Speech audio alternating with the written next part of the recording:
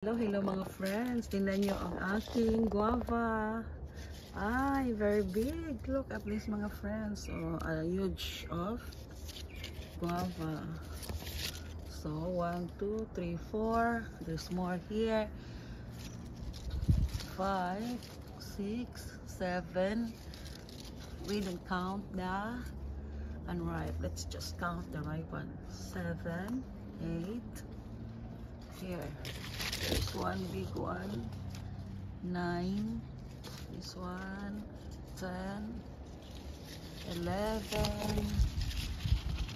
12. And then there's another big there. 13. There's one high here. 14. And here under 15. There's one also there. Cannot be seen. And 16, and then 17, and then 18, 19, 18, 20, 20, 21, 22, 23, 24, 25, 26, 26. We don't count the unripe. 26, 27, 28, 29, 30, 31, 32, 33, 34, 34.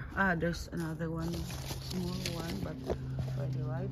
35. Yay! I have 35. Let's try to eat this. Very fresh, mga friends. Very fresh. So this is just the tree, very small, not big. And here is like spring already in Australia.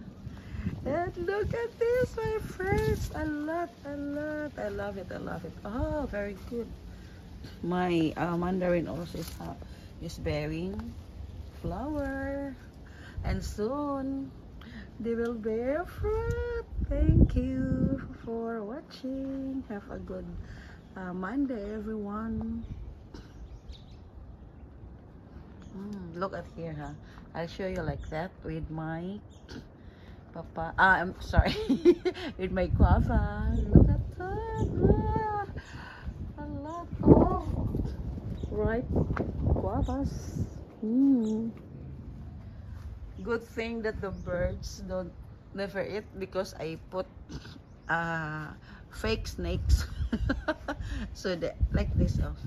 So they are thinking, so they are thinking that it's a real one, but it's not. So I put like that, so they are thinking that there's a snake. So for safe, mga friends. So we will put it, maybe we will put it here,